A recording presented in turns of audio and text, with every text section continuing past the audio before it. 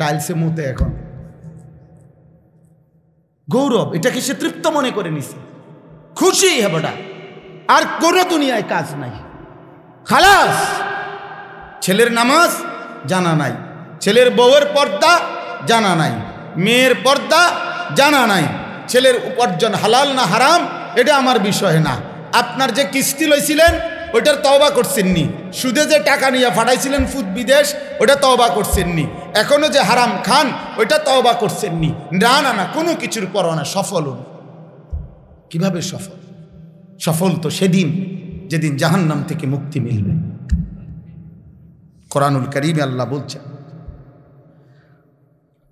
ফামান যুহজিহা আনিন নার ওয়া উদখিলাল জান্নাতা ফাকাদ ফাযা। সরাসরি কোরআনের আয়াত।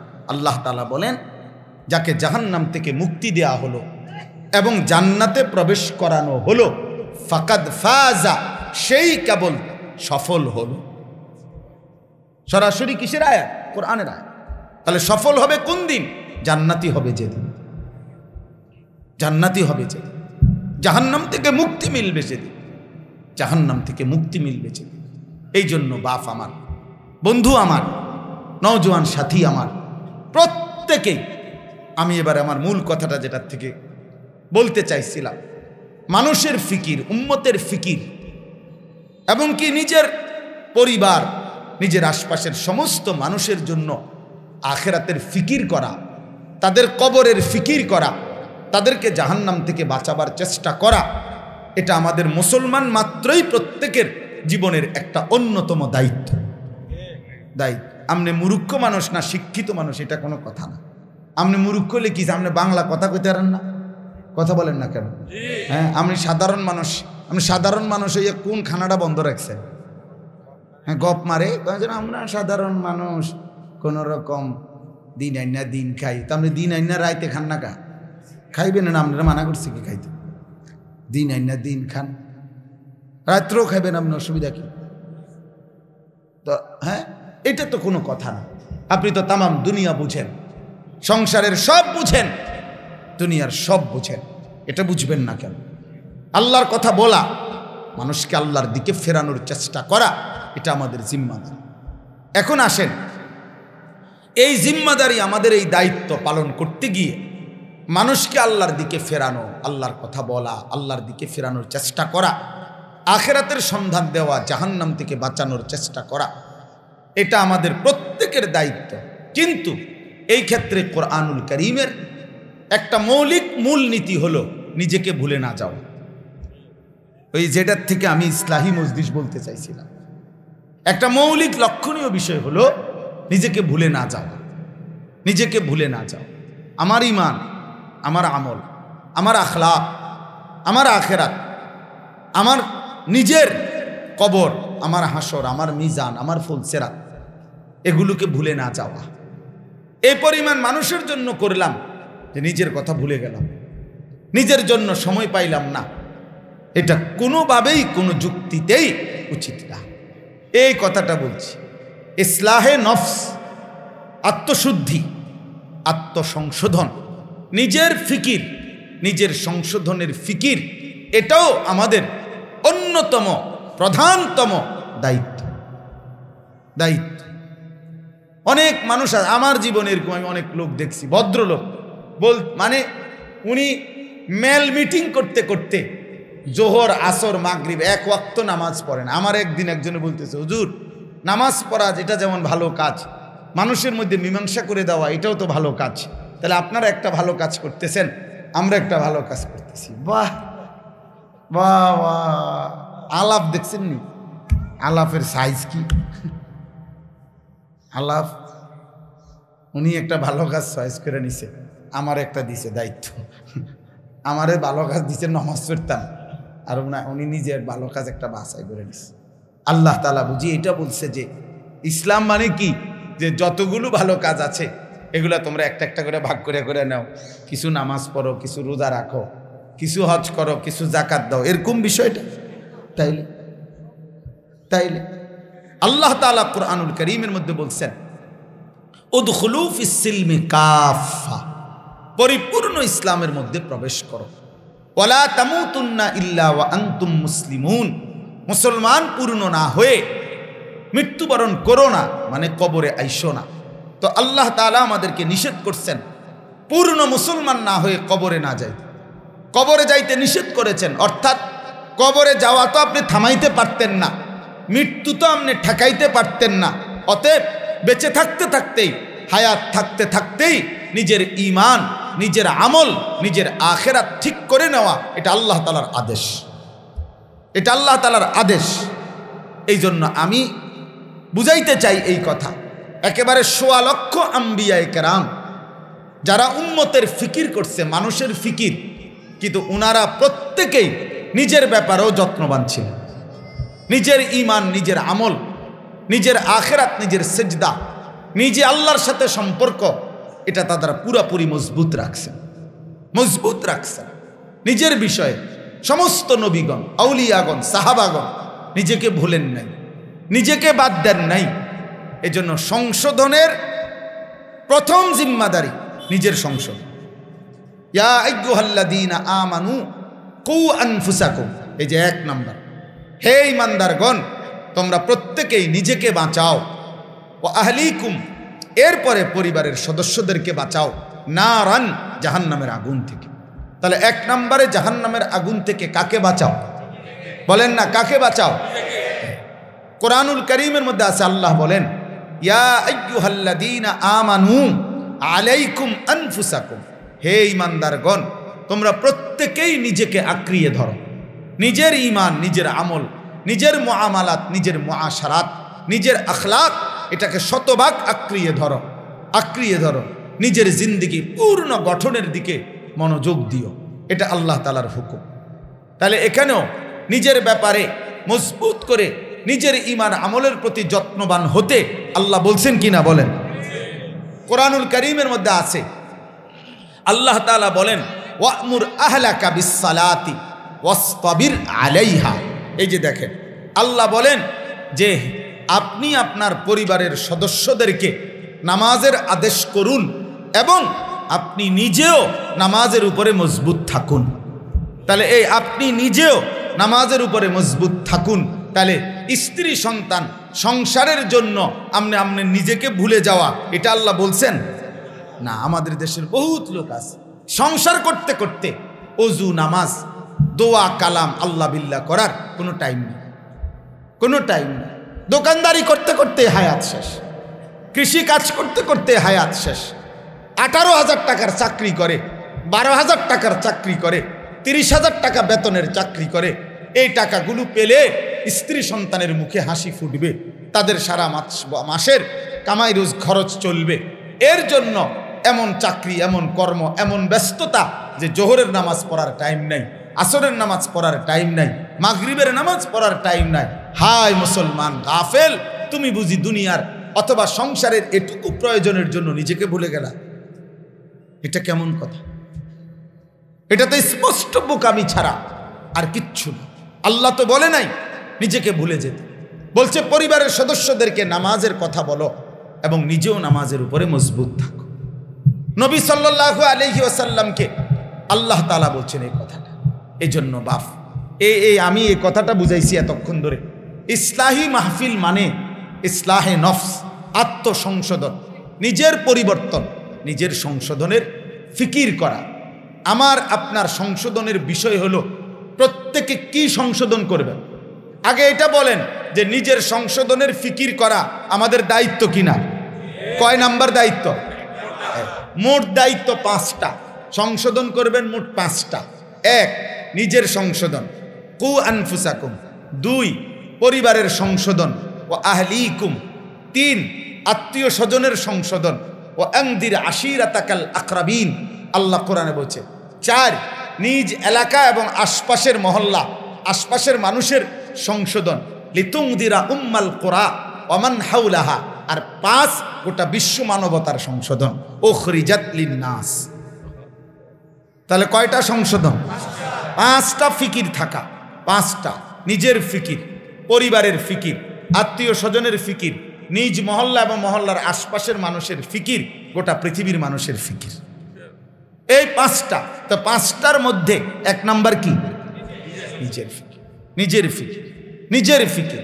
ইসলাহে নফস এ আউলিয়ায়ে কেরাম এটা করে, বুজুর্গানে দ্বীন এটা করে, পীর মাশায়েখ এটা করে, ওলামায়ে কেরাম এটা করে।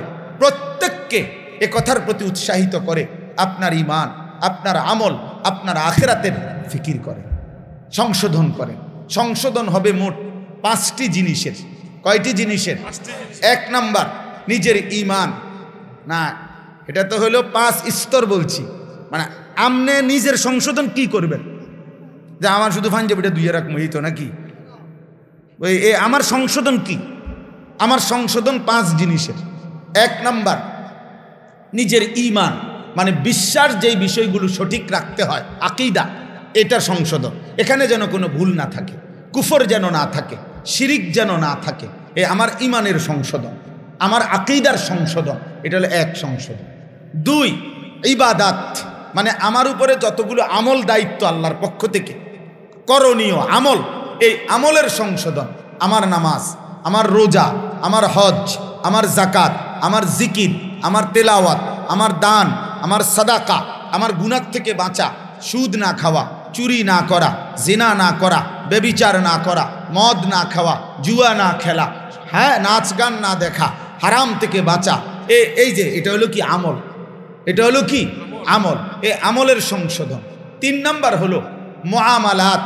আমি জীবন চলতে গেলে আমরা প্রত্যেকেই লেনদেন করি, জায়গা জমি, তারপরে ব্যবসা, ক্ষেত ফসল ইত্যাদি ইত্যাদি। প্রতিনিয়তই আমরা মানুষের সাথে কি করি? বহুমুখী লেনদেন করি। লেনদেন না করলে আমাদের জীবন চলবে না। মানুষ সমাজবদ্ধ জীব, মানুষ একাকী তার সব প্রয়োজন পূরণ করতে পারে না। আমি আপনাকে একটা দেব, আপনি আমার একটা দিবেন। রিক্সাওয়ালা আমারে মাদ্রাসা পর্যন্ত আইনা দিয়ে যাইব নামায়া, আর তার ফুতেরে আমি হাফেজ বানায়া তার বাইর দিয়ে। এই যে মানে লেনদেন নাকি? অর্থাৎ উনি আমার কিছু করবে, আমি উনার কিছু করব, এরকম একটা উদাহরণ দিলাম আর কি। তাহলে এই লেনদেন, মানুষের সাথে পারস্পরিক যত লেনদেন আছে, বাজার, ব্যবসা, জমি কেনা বেচা, আয় উপার্জনের সমস্ত কিছুর মধ্যে দিন কি বলে, শরীয়ত কি বলে, আল্লাহর হুকুম কি বলে, এটা আমার ঠিক করা, সংশোধন করা, এটা আমার ইসলাহ, এটা আমার দায়িত্ব, এটা আমার জিম্মাদার। আমরা কিছু মানুষ তো আছি যারা নামাজ পড়ে, তাসবিহ পড়ে, কিছু আল্লাহ বিল্লাহ করে, 10,000 5,000 2,000 টাকা দান সদকা করে, কিন্তু নিজের উপার্জনটা হালাল হচ্ছে কিনা এটা নিয়ে পরোয়া করে না। ব্যবসা করে লক্ষ লক্ষ ব্যবসায়ী, কোনোদিন জিজ্ঞাসাও করে না যে হুজুর আমার এই ব্যবসায়ীটা হালাল না হারাম, এই যে আমার এই কোম্পানি এই সিস্টেমে এমনি এমনি এটা দেয়, এটা হালাল না হারাম।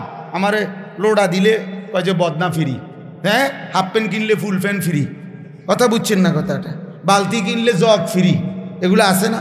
কত তো আপনি এটা জিজ্ঞাসা করছেন নি কোনো হুজুর রে যে আমি যে এটা নিতেছি এটা হালাল না হারাম? কথা বলেন না কেন? এটা উচিত কিনা জিজ্ঞাসা করা? আপনারা যে কোম্পানি যেভাবে সুযোগ সুবিধা দিতে আছে যে এই টার্গেটটা ফিল আপ করতে পারলে 3 দিনের কক্সবাজার ট্যুর।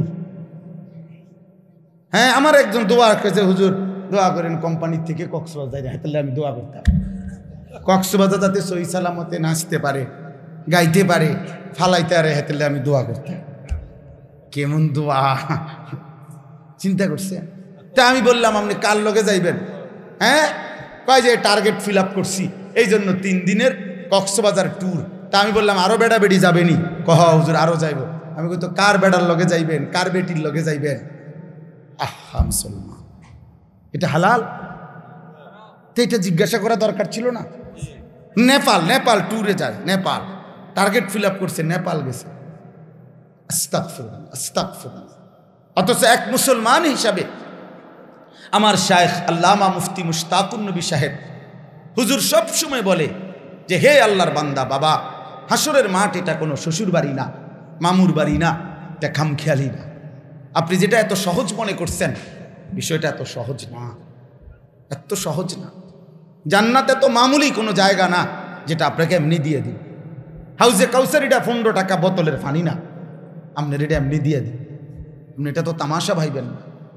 হাসরের মাঠ ওই মাঠ, আখেরাত কিয়ামতের মাঠ ওই মাঠ খুদার কসম কোরআনে আছে, সোয়া লক্ষ আম্বিয়ায়ে কেরাম আদম থেকে নবী মুহাম্মদ সাল্লাল্লাহু আলাইহি ওয়াসাল্লাম পর্যন্ত সমস্ত নবী যেই মাঠের ভয়ে কাঁদছেন, চোখের পানি ফেলছেন, সেই মাঠের নাম হাসরের মাঠ।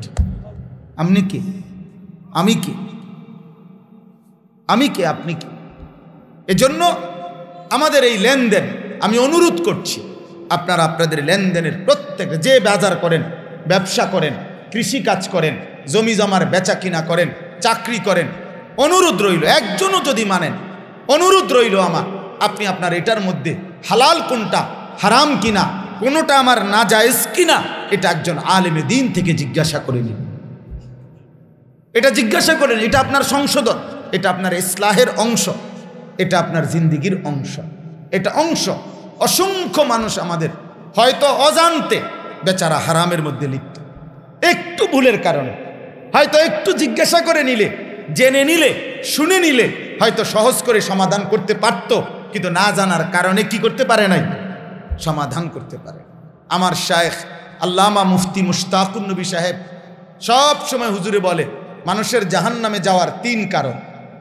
কয় কারণ? 3 কারণ। 1 নাম্বার জাহালত, মানে মূর্খতা, দিন সম্পর্কে না জানা, এই কারণে জাহান্নামে যাবে। 2 নাম্বার গাফলত, মানে জানে কিন্তু করে না, রে খামখেয়ালি, নামাজ পড়তি না, ফরম আইস যাবি না, তুই আই না, যাইবা না, আইতাছি আসতে গেছে গা, কি ও পড়লে না, কেরুম জানি লাগতে আছে, কেরুম লাগতে আছে, কেরুম লাগে, কেরুম লাগে কবেটা, মানে হয়তো কইতারা না, কেরুম লাগে, কেমন জানি লাগতেছে আর কি, ফাতরামি আর কি, ফাইজলামি আর কি, খামখেয়ালি। এই গাফলতের কারণে অসংখ্য মানুষ কি হবে? জাহান্নামে। 3 নাম্বার হলো দালালাত, পথ হারিয়ে ফেলা, পথ হারা, অর্থাৎ সঠিক গন্তব্য কোনটা, হক কোনটা, বাতিল কোনটা, হালাল কোনটা, হারাম কোনটা, এই পথটাই সে খুঁজে পায় না, পথে খুঁজে পায় না। এমন কোন ব্যক্তির খপ্পরে পড়ে গেছে যে তাকে শিরিকে অভ্যস্ত করে দিছে, যে তাকে বিদআতের মধ্যে ঢুকায় দিছে, যে তাকে নাসানাসি ফালাফালির মধ্যে ঢুকায় দিছে, তাহলে সে পথ হারা। এই জন্য জাহান্নাম, এজন্য জাহান্নাম, এজন্য জাহান্নাম। তাইলে আপনাদের কাছে আমার অনুরোধ, আমি শেষ করতেছি কথা, এই 3 নাম্বার হলো মুআমালাত, আপনার সংশোধনের বিষয় হলো আপনার আমার জীবনের যত লেনদেন, এগুলো কি করতে হবে? সংশোধন। 4 নাম্বার মুআশারাত, আচরণ, পারস্পরিক আচরণ, অর্থাৎ আমি একজন মানুষ, আর আমার সাথে এই পৃথিবীর যত মানুষের সম্পর্ক আছে, প্রত্যেকের কার সাথে আমার আচরণ কি হবে সেটা ঠিক করা। যেমন উনি আমার মা, তো আমার মার সাথে আমার আচরণ কি, বাবার সাথে আমার আচরণ কি, স্ত্রীর সাথে আমার আচরণ কি, ছেলে মেয়ের সাথে আচরণ কি, নিকট আত্মীয়ের সাথে আমার আচরণ কি, দূরবর্তী আত্মীয়ের সাথে আমার আচরণ কি হবে, আমার প্রতিবেশীর সাথে আমার আচরণ কি হবে, রাস্তার পথিকের সাথে আমার আচরণ কি হবে, মুসাফিরের সাথে আমার আচরণ কি হবে, ক্ষণিকের সঙ্গী, 5 টাকার অটো ভাড়া, আমরা দুইজন এক লগে গেছি, 5 টাকার ভাড়া, এরপরে নাইমা গেছি, এই 5 টাকার ভাড়ার যাত্রী সঙ্গী যিনি আমার পাশে বসছে, উনি আমার ক্ষণিকের সঙ্গী। খোদার কসম, কোরআনে এই ক্ষণিকের সঙ্গীর জন্য বিধান আল্লাহ বলছে, এটা কোরআন। অর্থাৎ এই যে এনতে এনে আরি এন থেকে রাস্তার মাথা, কথা বুঝছেন না, 5 মিনিটের সঙ্গী, 2 মিনিটের সঙ্গী, এর সাথেও আপনার আচরণ কি হবে, এই ব্যাপারেও কোরআনুল কারীমের মধ্যে স্পষ্ট বর্ণনা আছে। ইসলাম একদম ক্লিয়ার, পূর্ণাঙ্গ। তাহলে আমাদের মুআশারাত, পারস্পরিক আচরণ, এটা সংশোধন করা। মাকে প্রাধান্য দিতে গিয়ে স্ত্রীর উপরে জুলুম করলেন, স্ত্রীকে প্রাধান্য দিতে দিয়ে মাকে জুলুম করলেন, এটা সুন্দর আচরণ হলো? এটা জানা উচিত, এটা শেখা উচিত, এটা বোঝা উচিত। আমার মা বাবার হক কি, আমার স্ত্রীর হক কি, আমার ছেলে মেয়ের হক কি, আমার বন্ধু স্বজনের হক কি। তাহলে এইটা হলো মুআশারাত। আর 5 নাম্বার হলো আখলাক, আমার ব্যক্তি চরিত্র।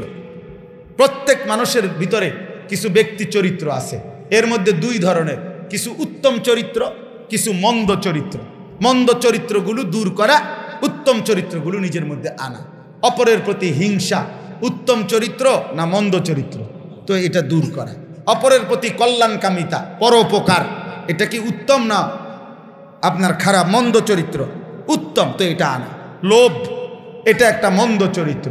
হিংসা, রাগ, প্রচণ্ড রাগ মানে বদমেজাজ যেটাকে বলে, তো এটা একটা মন্দ রূপ, মন্দ চরিত্র। এগুলোকে দূর করা, নিজের মধ্যে ধৈর্যশীলতা, নিজের মধ্যে পরোপকার, নিজের মধ্যে অপরের প্রতি কল্যাণকামিতা, নিজের মধ্যে আল্লাহ তাআলার কৃতজ্ঞতার শকরের মেজাজ, এগুলো উত্তম গুণ, এগুলো নিজের মধ্যে আনা। এই সবটা ঠিক করা, এটার নাম ইসলাম, এটার নাম নবীজির 23 বছরের মেহনত, এটার নাম কোরআন, এর বিনিময়ে জান্নাত। তাহলে এক মুসলমান হিসাবে শুধুমাত্র জান্নাতে যাওয়া আপনি এত মামুলি মনে করলে হবে না। এজন্য আমার শায়েখ আল্লামা মুফতি মুশতাকুন নবী সাহেব হুজুর বলে যে জান্নাত এত কঠিনও না যে মেহনত করেও পাওয়া যাবে না, আবার এত সহজেও না যে বিনা মেহনতে মিলে যাবে। বুঝেন না? আবার কই, জান্নাত এত কঠিন নয় যে চেষ্টা করলেও কি পাওয়া যাবে না, এত কঠিন না। আবার এত সহজও না যে বিনা চেষ্টায় আপনি জান্নাত পেয়ে যাবেন, এটাও না, এটাও না। অতএব ইসলাহি মাহফিলের কথা, আমি এতগুলো কথা বলার অর্থ হলো ইসলাহি মজলিস খুব জরুরি। মসজিদ ভিত্তিক যার সামর্থ্য হয় মসজিদ ভিত্তিক ইসলাহি মজলিস চালু করেন, মাদ্রাসা ভিত্তিক ইসলাহি মজলিস চালু করেন, মহল্লা ভিত্তিক বাড়ি বাড়ি, বাড়ির উঠানে মা বোনদের জন্য পর্দার আড়ালে যতভাবে আল্লাহর কথা আল্লাহর বান্দার কানে পৌঁছানো যাবে, ধীরে ধীরে কেউ আজ পরিবর্তন হবে, কেউ 10 বছর পরে পরিবর্তন হবে, কেউ 5 বছর পরে পরিবর্তন হবে, কেউ এক কথায় বদলে যাবে, কেউ 1000 কথায় বদলে যাবে। কার কেউ না বদলাইলেও আমার আপনার নেকি হইতে থাকবে। এই জন্য আজকে এই এতটুকু কথা আপনাদের কাছে পেশ করলাম। যে সমস্ত যুবক ভাই আছো তোমাদের কাছে বাপ আমার আখিরি কথা হলো, দোস্ত আমার, বন্ধু আমার, প্রত্যেকের কাছে ভাইয়া, আগামীর পৃথিবী, আগামীর সময়টা আজকের চাইতে আগামীর সময়ে আমাদের দুর্যোগ মুসিবত বড় পেরেশানি আসবে। সেটা হলো ইমান বাঁচানোর পেরেশানি। আগামীর সময়টা দাজ্জালের সময়, আগামীর সময়টা মাহাদির সময়। কেউ দাজ্জালের হাতে ইমান হারা হয়ে যাবে, কেউ মাহাদির পক্ষে ইমান রক্ষা করবে। এজন্য যদি মজবুত ইমান না থাকে, আল্লাহ পাকের সেজদা কপালে না থাকে, রবের সাথে যদি সম্পর্ক না থাকে, তুমি আমি প্রথম ধাক্কাতেই হারায় যাবা, হারায় যাবা বন্ধু। এজন্য দোস্ত, যাদের চেহারার মধ্যে কোনো কপালে সেজদা নাই, যারা এক ওয়াক্ত নামাজ পড়েন না, ছেলেরা তোমরা যারা নামাজ পড়ো না, রাত নাই দিন নাই, নারী ছবি, অশ্লীল দৃশ্য, অসভ্যতার বেহায়াপনায় আল্লাহর নাফরমানিতে জিন্দিগি শেষ করছো, প্রিয় বন্ধু আমার, দোস্ত আমার, এটা ইনসাফ না। যে মুহূর্তে মুসলমানের রক্তে, ফিলিস্তিনের মজলুমের রক্তে আল্লাহর জমিন ভেসে গেছে, গাজায় এই মুহূর্তে যদি গাজা ফিলিস্তিনে মাটিতে যদি তালাশ করে, তোর পানির চাইতে রক্তই বেশি মিলবে, রক্তই বেশি মিলবে। উহুদের যুদ্ধে নবীর চাচা আমির হামজাকে যেভাবে হত্যা করে টুকরা টুকরা করছে, আমরা সেটা শুনছি। আজকে 1450 বছর পরে আমরা দেখলাম গাজায় বোমার আঘাতে মুসলমানের লাশ উপরের দিকে উঠে ছিন্ন ভিন্ন হয়ে টুকরা টুকরা হয়ে গেছে। আজ আবার উহুদের দৃশ্য আমরা দেখলাম। 6 বছরের মাসুম মেয়ে, এই কয়দিন আগেও সাক্ষাৎকার দিছে, মাসুম বাচ্চা মেয়ে বলতেছে, আমি খেলতেছিলাম, বোমার আঘাতে আমি বেহুশ হয়ে গেছি। হুঁশ ফিরে আসার পরে 6 বছরের বাচ্চা মেয়ে বলতেছে, আমি দেখি আমার ডান হাতটা আমার সাথে নাই, আমার হাতটা যেন কোথায় উড়ে গেছে, আমি আমার হাত খুঁজে পাচ্ছি। আমার সেদিন মনে পড়ছে যে হ্যাঁ, এই যে দেখেন, এই ছোট বাচ্চা, সে পৃথিবীর কিছুই বোঝে না, এখানে এটা মাহফিল না ওয়াজ, তার এই ফিকির নেই, সে তার মতোই হাঁটতেছে, উঠতেছে, বসতেছে, কথা বলতে। তো এমন ফিলিস্তিনের মাসুম, এমন হাজারো লাখো বাচ্চা, তার কোনো মা নাই, তার কোনো বাবা নাই, তার হাত নাই, তার পাও নাই। আরে বাচ্চা তো মায়ের কাছে গিয়ে বলে, মা আমার জুতাটা পাচ্ছি না, মা আমার খেলনা পাচ্ছি না। এটা হইতে পারে, কিন্তু এক বাচ্চা মেয়ে বলতেছে আমার হাতটাই খুঁজে পাচ্ছি না। দোস্ত আমার, বন্ধু আমার, এমন মুসলমানের এমন করুণ পরিণতিতে মুসলমান যখন এভাবে রক্তে গড়াগড়ি খাচ্ছে, এই মুহূর্তেও যারা মোবাইলে নারী ছবি, অশ্লীল দৃশ্য আর চেহারা সুরতে, চুল, লেবাস, পোশাকে তোমরা এখনো যারা ইহুদি আর খ্রিস্টান বেঈমানের মতো সাজা চলা ফেরা উঠা বসায় আছো, খোদার কসম এটা ইনসাফ হইতে পারে না। তোর কলিজার ভিতরে কোনো মানবতা নাই, মনুষ্যত্ব নাই, এটা প্রমাণ করে না ফরমান।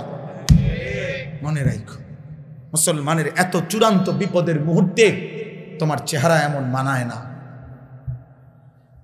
তোমার মোবাইলের আসক্তি এতটা মানায় না, এটা ইনসাফ না, এটা ইনসাফ হইতে পারে না। উচিত আল্লাহকে সেজদা করা, উচিত আল্লাহর কাছে চোখের পানি ফেলা, উচিত মালিকের কাছে কাঁদা। কারণ আমাদের সমাধান আমেরিকা দিবে না, আমাদের সমাধান জাতিসংঘ থেকে কোনোদিনও হবে না। 1948 সালে ইসরায়েল, এই ইহুদি বেঈমানরা তাদের এই অবৈধ ইসরায়েল রাষ্ট্র দাবি করছে, সেদিন থেকে মুসলমানদের উপরে ফিলিস্তিনে নির্যাতন শুরু করেছে।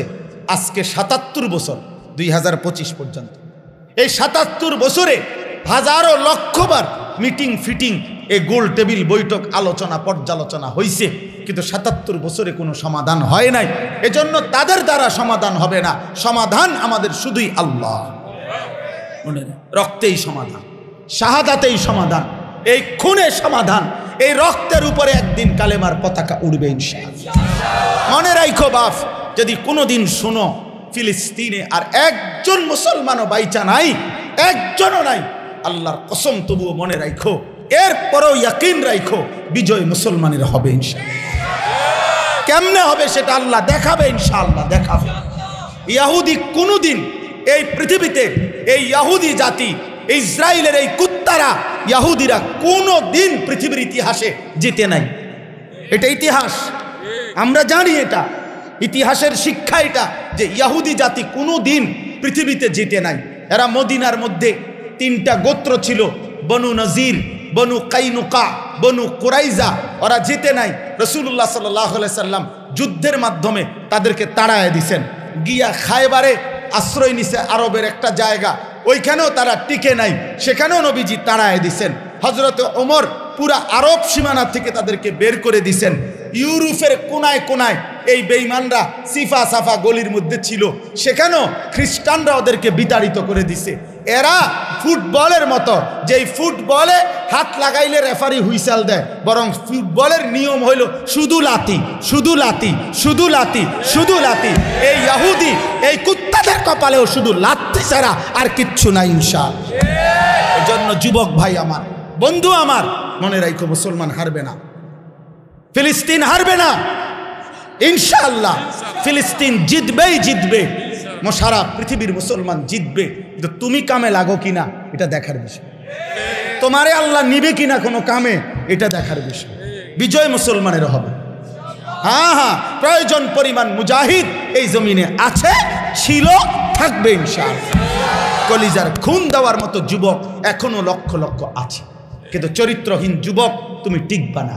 নারীতে আসক্ত যুবক তুমি টিকবা না, মদে আসক্ত যুবক তুমি টিকবা না, নর্তকীতে আসক্ত যুবক তুমি টিকবা না, সেজদাবিহীন যুবক তুমি টিকবা না। মনে রাখো, এই জন্য আমি অনুরোধ করছি, বিজয় মুসলমানের হবে ইনশাআল্লাহ। সারা পৃথিবীব্যাপী বিজয় মুসলমানেরই হবে। এজন্য দয়া করে সমস্ত কিশোর যুবককে অনুরোধ করছি, প্রিয় ভাই আমার, আল্লাহকে রাজি করো, চোখের পানি ফেলো, আল্লাহর কাছে দোয়া করো, একটা একটা সেজদা দাও, আর আল্লাহকে বলো, মাওলা আপনি বিজয় দেন। ইনশাআল্লাহ আল্লাহর আরশ কেঁপে উঠবে, আর আল্লাহ যথাসময়ে বিজয় দান করবেন ইনশাআল্লাহ। এজন্য যুবক ভাইদের কাছে অনুরোধ, তোমরা ভাইয়া এই বিক্সরি চুল যাদের, ডানে বামে বড় এই ফ্যাশনেবল চুল যাদের, প্রিয় ভাই আমার, আমি এক দরদি ভাই তোমারে অনুরোধ করলাম, তুমি এই চুল রাখো না, এটা উচিত না। এটা ইহুদি খ্রিস্টানদের সাথে সাদৃশ্য ছাড়া আর কিচ্ছু না। অথচ আমরা সবাই দাবি করছি গাজা এবং ইসরায়েলের পণ্য আমরা বর্জন করব, ঠিক আছে না ইনশাআল্লাহ? তাহলে গাজা ইসরায়েলের আরে ইসরায়েল এবং আমেরিকান মার্কিন পণ্য যেভাবে আমরা বর্জন করব, ওদের আদর্শও আমরা বর্জন করব। এজন্য ইসরায়েল এবং আমেরিকান পণ্য বর্জন করেন, ইসরায়েল এবং আমেরিকান আদর্শ, রীতিনীতি, চাল চলন, চেহারা সুরত, এটাও বর্জন করেন, এটাও বর্জন। ছেলেকে বলেন, মেয়েকে বলেন, ছোট বাচ্চাকে, আমি আমার 3 বছরের বাচ্চাকেও বুঝাইছি, বাচ্চাটাও এখন বলতে পারে ফিলিস্তিন, ফিলিস্তিন, আমাদের রক্তে ফিলিস্তিন, আমাদের হৃদয়ে ফিলিস্তিন, আমাদের ভালোবাসার আরেক নাম ফিলিস্তিন। অতএব আমি অনুরোধ করছি এবং ইয়াকিনের সাথে বলছি যে ইনশাআল্লাহ জিতবেই ফিলিস্তিন। বলেন জিতবে কে? আবার বলেন জিতবে কে? সবাই বলেন, সবাই বলেন, আবার বলেন, জোরসে বলেন, জোরে জোরে সবাই মিলে এক আওয়াজে দাঁড়িয়ে বলেন, আবার দাঁড়ান, দাঁড়িয়ে বলেন, জোরসে বলেন, জওয়ান বলো, বৃদ্ধ বলো, নারী বলো, শিশু বলো, সবাই বলো জিতবেই, লড়বেই, যুদ্ধ হবে, লড়াই হবে, সংগ্রাম হবে, ইনশাআল্লাহ বিজয় হবে। সামনে কে, পিছনে কে, ডানে কে, বামে কে, তুমি কে, আমি কে, সে কে, we are, you are, I am, ইনশাআল্লাহ। আপোষ নয়, জিহাদ। আপোষ না, জিহাদ। আপোষ না, জিহাদ। আপোষ না, জিহাদ। ইসরায়েল না ফিলিস্তিন, ইসরায়েল না ফিলিস্তিন, মার্কিন না ফিলিস্তিন, দিল্লি না ঢাকা, দিল্লি না ঢাকা, ইনশাআল্লাহ।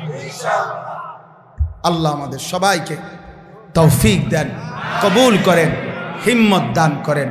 মুসলমান ঘুরে দাঁড়াবে ইনশাআল্লাহ, বিজয় মুসলমানের হবে ইনশাআল্লাহ। আল্লাহ তাআলা আজকের এই মাহফিল কবুল করেন।